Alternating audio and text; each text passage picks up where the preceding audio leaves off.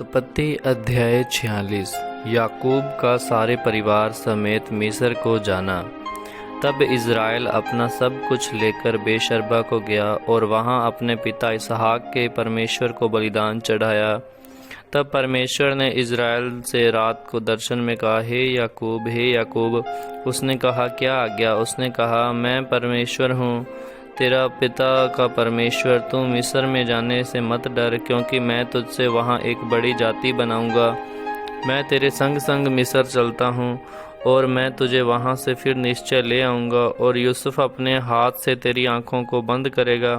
तब याकूब बेशर्बा से चला, और इज़राइल के पुत्र अपने पिता याकूब और अपने बाल बच्चों और स्त्रियों को उन गाड़ियों पर जो फ़िरौन ने उनके ले आने को भेजी थी चढ़ाकर चल पड़े।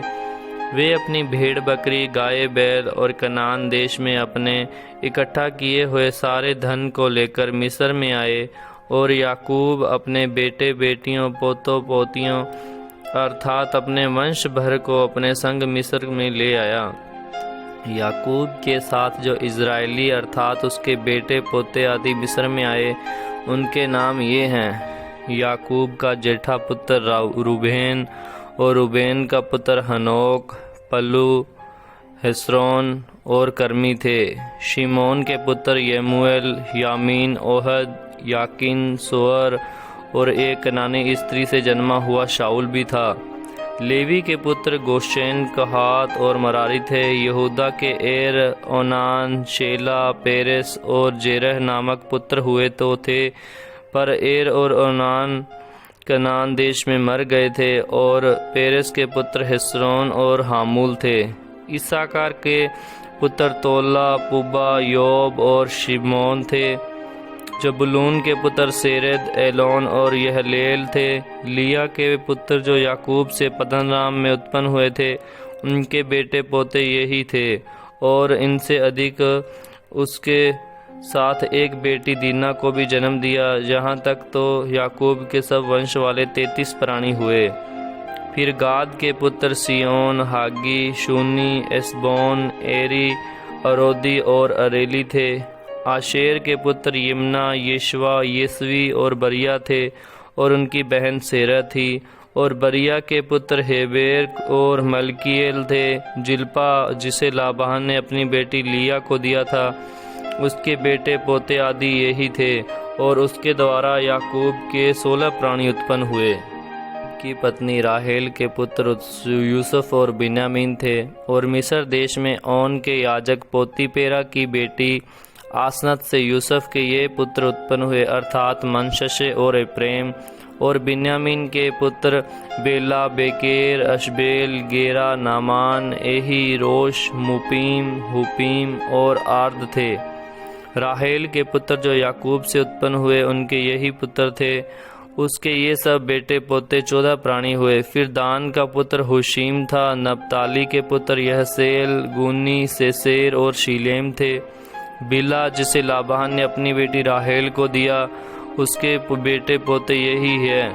उसके द्वारा याकूब के वंश में 7 प्राणी हुए। याकूब के निज वंश के जो प्राणी मिस्र में आए, वे उसकी बहुओं को छोड़ सब मिलाकर 66 प्राणी हुए। और यूसुफ के पुत्र जो मिस्र में उससे उत्पन्न हुए, वे 2 प्राणी थे। इस प्रकार याकूब के घराने के जो प्राणी मिस्र में आए, वे सब मिलाकर 70 हुए। याकूब और उसका परिवार मिस्र में।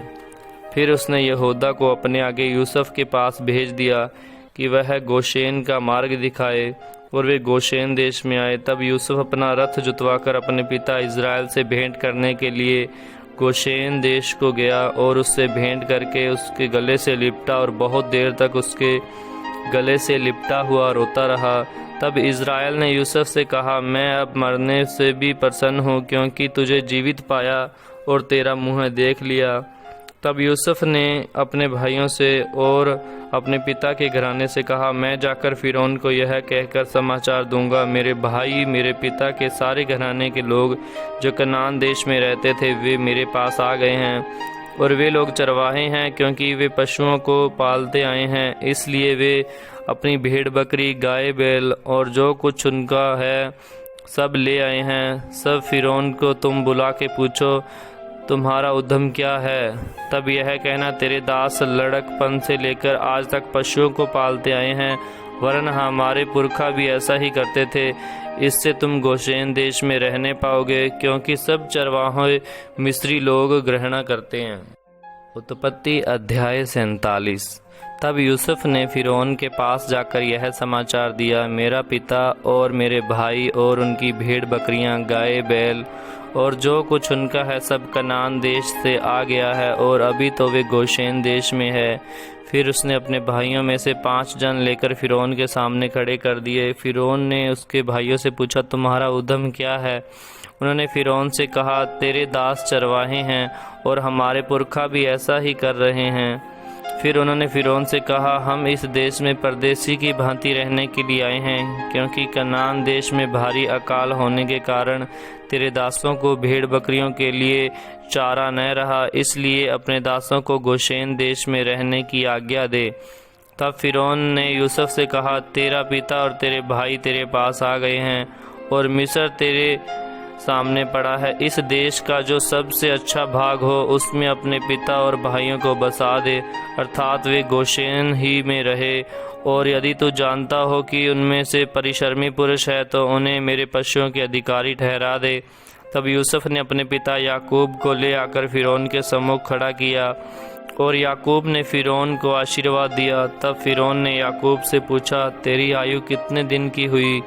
याकूब ने फिरौन से कहा, 130 वर्ष परदेसी होकर अपना जीवन बिता चुका हूँ। मेरे जीवन के दिन थोड़े और दुख से भरे हुए भी थे, और मेरे बाप दादे परदेसी होकर जितने दिन तक जीवित रहे उतने दिन का मैं अभी नहीं हुआ। और याकूब फिरौन को आशीर्वाद देकर उसके सम्मुख से चला गया। तब यूसुफ ने अपने पिता और भाइयों को बसा दिया और फिरौन की आज्ञा के अनुसार मिस्र देश के अच्छे से अच्छा भाग में अर्थात रामसेस नामक प्रदेश में भूमि देकर उनको सौंप दिया। और यूसुफ अपने पिता का और अपने भाइयों का और पिता के सारे घराने का एक एक के बाल बच्चों की गिनती के अनुसार भोजन दिलाकर उनका पालन पोषण करने लगा। काल और यूसुफ का प्रबंध। उस सारे देश में खाने को कुछ न रहा, क्योंकि अकाल बहुत भारी था, और अकाल के कारण मिस्र और कनान दोनों देश त्रस्त हो गए। और जितना रुपया मिस्र और कनान देश में था सबको यूसुफ ने उस अन्न के बदले जो उनके निवासी थे मोल लेते थे इकट्ठा करके फिरौन के भवन में पहुंचा दिया। जब मिस्र और कनान देश का रुपया समाप्त हो गया तब सब मिस्री यूसुफ के पास आकर कहने लगे, हमको भोजन वस्तु दे, क्या हम रुपये के न रहने से तेरे रहते हुए मर जाएं? यूसुफ ने कहा, यदि रुपये न हो तो अपने पशु दे दो और मैं उनके बदले तुम्हें खाने को दूंगा। तब वे अपने पशु यूसुफ के पास ले आए और यूसुफ उनको घोड़ों, भेड़ बकरियों, गाय, बैलों और गधों के बदले खाने को देने लगा। उस वर्ष में वह सब जाति के पशुओं के बदले भोजन देकर उनका पालन पोषण करता रहा। वह वर्ष तो यूं कट गया। अब अगले वर्ष में उन्होंने उसके पास आकर कहा, हम अपने प्रभु से यह बात छिपा न रखेंगे कि हमारा रुपया समाप्त हो गया है और हमारे सब प्रकार के पशु और हमारे प्रभु के पास आ चुके हैं। इसलिए अब हमारे प्रभु के सामने हमारे शरीर और भूमि छोड़कर और कुछ नहीं रहा। हम तेरे देखते क्यों मरें और हमारी भूमि क्यों उजड़ जाए? हमको और हमारी भूमि को भोजन वस्तु के बदले मोल ले, कि हम अपनी भूमि समेत फिरौन के दास हों, और हमको बीज दे कि हम मरने न पाएं, वरन जीवित रहें और भूमि पर न उजड़ें। तब यूसुफ ने मिस्र की सारी भूमि को फिरौन के लिए मोल लिया, क्योंकि उस भयंकर अकाल के पड़ने से मिस्रियों को अपना अपना खेत बेच डालना पड़ा। इस प्रकार सारी भूमि फिरौन की हो गई, और एक छोर से लेकर दूसरे छोर तक सारे मिस्र में देश में प्रजा रहती थी। उसको उसने नगरों में लाकर बसा दिया, पर याजकों की भूमि उसने मोल न ली, क्योंकि याजकों के लिए फिरौन की ओर से नित्य भोजन का बंदोबस्त था, और नित्य जी भोजन फिरौन उनको देता था, वही वे खाते थे। इस कारण उनको अपनी भूमि बेचनी न पड़ी। तब यूसुफ ने प्रजा के लोगों से कहा, सुनो, मैंने आज के दिन तुमको और तुम्हारी भूमि को भी फिरौन के लिए मोल लिया है। देखो, तुम्हारे लिए यहाँ बीज है, इस भूमि में बो, और जो कुछ उपजे उसका पंचमाश फिरौन को देना, बाकी 4 अंश तुम्हारे रहेंगे कि तुम उसे अपने खेतों में बो, और अपने अपने बाल बच्चों और घर के अन्य लोगों समेत खाया करो। उन्होंने कहा, तूने हमको बचा लिया, हमारे प्रभु के अनुग्रह की दृष्टि हम पर बनी रहे और हम फिरौन के दास होकर रहेंगे। इस प्रकार यूसुफ ने मिस्र की भूमि के विषय में ऐसा नियम ठहराया जो आज के दिन तक चला आता है कि पंचमाश फिरौन को मिला करे, केवल याजकों ही की भूमि फिरौन की नहीं हुई। याकूब की अंतिम इच्छा। इज़राइली मिस्र के गोशेन प्रदेश में रहने लगे और वहाँ की भूमि उनके वश में थी और वे फूले फले और अत्यंत बढ़ गए। मिस्र देश में याकूब 17 वर्ष जीवित रहा। इस प्रकार याकूब की सारी आयु 147 वर्ष हुई। जब इज़राइल के मरने का दिन निकट आ गया, तब उसने अपने पुत्र यूसुफ को बुलवाकर कहा, यदि तेरा अनुग्रह मुझ पर हो तो अपना हाथ मेरी जांघ के नीचे रखकर शपथ खा कि तू मेरे साथ कृपा और सच्चाई का यह काम करेगा कि मुझे मिस्र में मिट्टी न देगा। जब मैं अपने बाप दादों के संग सो जाऊंगा, तब तू मुझे मिस्र से उठा ले जाकर उन्हीं के कब्रिस्तान में रखेगा। तब यूसुफ ने कहा, मैं तेरे वचन के अनुसार करूंगा। फिर उसने कहा, मुझसे शपथ खा। अतः उसने उससे शपथ खाई। तब इज़राइल ने खाट के सिरहाने की ओर सिर झुकाकर प्रार्थना की। उत्पत्ति अध्याय 48। याकूब का एप्रेम और मनश्शे को आशीर्वाद देना। इन बातों के पश्चात किसी ने यूसुफ से कहा, सुन, तेरा पिता बीमार है। वह मनश्शे और एप्रेम नामक अपने दोनों पुत्रों को संग लेकर उसके पास चला। किसी ने याकूब को बता दिया, तेरा पुत्र यूसुफ तेरे पास आ रहा है। तब इज़राइल अपने को संभालकर खाट पर बैठ गया और याकूब ने यूसुफ से कहा, सर्वशक्तिमान ईश्वर ने कनान देश के लूज नगर के पास मुझे दर्शन देकर आशीष दी और कहा, सुन, मैं तुझे फलवंत करके बढ़ाऊंगा और तुझे राजा राजा की मंडली का मूल बनाऊंगा और तेरे पश्चात तेरे वंश को यह देश दूंगा कि वह सदा वह उनकी निज भूमि बनी रहे।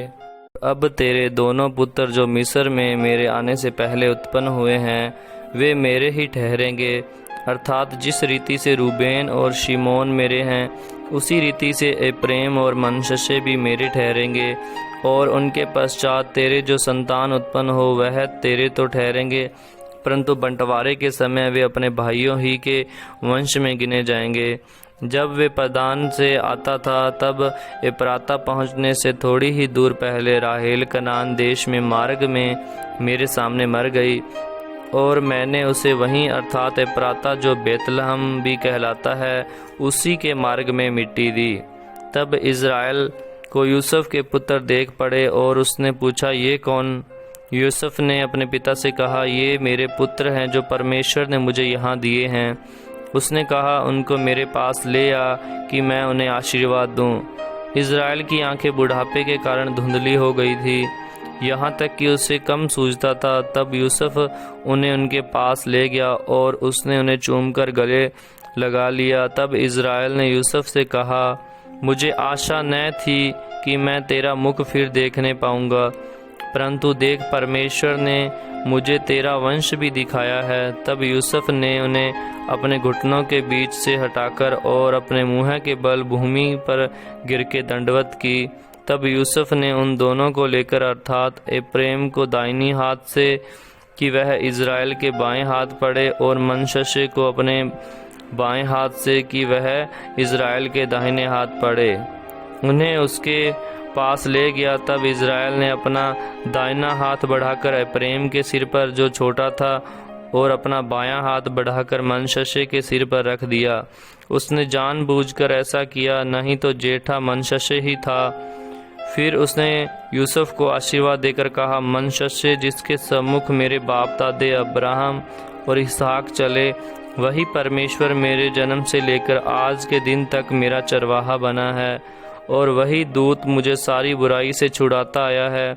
वही अब इन लड़कों को आशीष दे और ये मेरे और मेरे बाप दादे अब्राहम और इसहाक के कहलाएं और पृथ्वी में बहुतायत से बढ़ें। यूसुफ ने देखा कि मेरे पिता ने अपना दाहिना हाथ एप्रैम के सिर पर रखा, तब वह बात उसको बुरी लगी, इसलिए उसने अपने पिता का हाथ इस विचार से पकड़ लिया कि एप्रैम के सिर पर से उठाकर मनश्शे के सिर पर रख दे।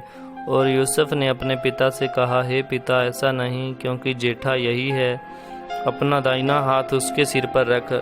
उसके लिए पिता ने कहा, नहीं, सुन हे मेरे पुत्र, मैं इस बात को भली भांति जानता हूँ, यद्यपि इससे भी मनुष्य की एक मंडली उत्पन्न होगी और वह भी महान हो जाएगा, तो भी उसका छोटा भाई इससे अधिक महान हो जाएगा और इसके वंश में बहुत सी जातियां निकलेंगी। फिर उसने उसी दिन यह कहकर उनको आशीर्वाद दिया, इज़राइली लोग तेरा नाम ले लेकर ऐसा आशीर्वाद दिया करेंगे, परमेश्वर तुझे एप्रैम और मनश्शे के समान बना दे। और उसने मनश्शे से पहले एप्रैम का नाम लिया। तब इज़राइल ने यूसुफ से कहा, देख, मैं तो मरने पर हूँ, परंतु परमेश्वर तुम लोगों के संग रहेगा और तुमको तुम्हारे पितरों के देश में पहुँचा देगा, और मैं तुझको तेरे भाइयों से अधिक भूमि का एक भाग देता हूँ, जिसको मैंने अमोरियों के हाथ से अपने तलवार और धनुष के बल से लिया था। उत्पत्ति अध्याय 49। याकूब की भविष्यवाणी। फिर याकूब ने अपने पुत्रों को यह कहकर बुलाया, इकट्ठे हो जाओ, मैं तुमको बताऊंगा कि अंत के दिनों में तुम पर क्या क्या बीतेगा। हे याकूब के पुत्रों, इकट्ठे होकर सुनो, अपने पिता इज़राइल की ओर कान लगाओ। हे रूबेन, तू मेरा जेठा, मेरा बल और मेरे पौरुष का पहला फल है, प्रतिष्ठा का उत्तम भाग और शक्ति का भी उत्तम भाग तू ही है।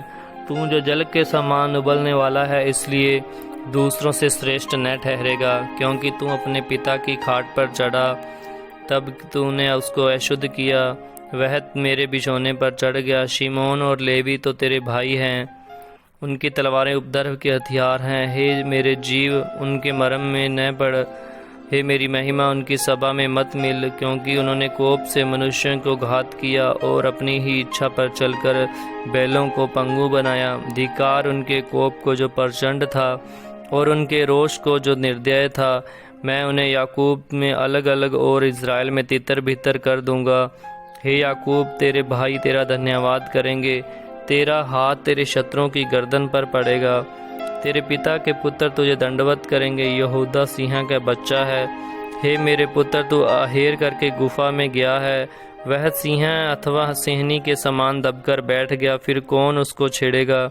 जब तक शीलो न आए तब तक न तो यहूदा से राजदंड छूटेगा, न उसके वंश से व्यवस्था देने वाला अलग होगा, और तेरे राजा राजा के लोग उसके अधीन हो जाएंगे। वह अपने जवान गधे को दाखलता में, अपनी गधी के बच्चे को उत्तम जाति की दाखलता में बांधा करेगा।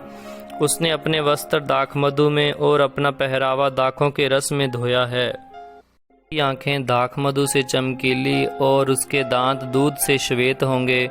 जबूलून समुद्र के तीर उस पर निवास करेगा। वह जहाज़ों के लिए बंदरगाह का काम देगा और उसका परला भाग सीदोन के निकट पहुंचेगा। ईसाकार एक बलवंत गधा है जो पशुओं के बाड़ों के बीच में दबका रहता है। उसने एक विश्राम स्थान देखकर कि अच्छा है और एक देश की मनोहर है। अपने कंधे को बोझ के लिए झुकाया और बेगारी में दास का सा काम करने लगा। दान इज़राइल का एक गोत्र होकर अपने जाति भाइयों का न्याय करेगा। दान मार्ग में का सांप और रास्ते में का एक नाग होगा जो घोड़े की नली को डसता है, जिससे उसका सवार पछाड़ खाकर गिर पड़ता है। हे यहोवा, मैं तुझी से उद्धार पाने की बाट जोहता आया हूँ। गाद पर एक दल चढ़ाई तो करेगा, पर वह उसी दल के पीछे भाग पर छापा मारेगा। आशेर से जो अन्न उत्पन्न होगा वह उत्पन्न होगा और उत्तम होगा, और वह राजा के योग्य स्वादिष्ट भोजन दिया करेगा। नप्ताली एक छूटी हुई हरणी है, वह सुंदर बातें बोलता है। यूसुफ फलवंत लता की एक शाखा है, वह सोते के पास लगी हुई फलवंत लता की एक शाखा है। उसकी डालियां भीत पर से चढ़कर फैल जाती है। धनुर्धारियों ने उसको खेदित किया और उस पर तीर मारे और उसके पीछे पड़े हैं, पर उसका धनुष दृढ़ रहा और उसकी बाँह और हाथ याकूब के उसी शक्तिमान परमेश्वर के हाथों के द्वारा फुर्तीले हुए, जिसके पास से वह चरवाहा आएगा जो इज़राइल की चट्टान भी ठहरेगा। यह तेरे पिता के इस ईश्वर का काम है जो तेरी सहायता करेगा, उस सर्वशक्तिमान का जो तुझे ऊपर से आकाश में की आशीषें और नीचे से गहरे जल की आशीषें और सतनों और गर्भ की आशीषें देगा। तेरे पिता के आशीर्वाद मेरे पितरों के आशीर्वादों से अधिक बढ़ गए हैं और सनातन पहाड़ियों की मनचाही वस्तुओं के समान बने रहेंगे। वे यूसुफ के सिर पर जो अपने भाइयों से अलग किया गया था, उसी के सिर के मुकुट पर फूले फलेंगे। बिन्यामीन फाड़ने वाला भेड़िया है, सवेरे तो वह अहेर भक्षण करेगा और सांझ को लूट बांट लेगा। याकूब की मृत्यु और गाड़ा जाना। इज़राइल के 12 गोत्र यही हैं और उनके पिता के जिस जिस वचन से उनको आशीर्वाद दिया वे यही हैं। एक एक को उसके योग्य आशीर्वाद के अनुसार उसने आशीर्वाद दिया। तब उसने यह कहकर उनको आज्ञा दी, मैं अपने लोगों के साथ मिलने पर हूँ, इसलिए मुझे हित्ती एप्रोन की भूमि वाली गुफा में मेरे बाप दादों के साथ मिट्टी देना, अर्थात उसी गुफा में जहाँ कनान देश में ममरे के सामने वाली मकपेला की भूमि में।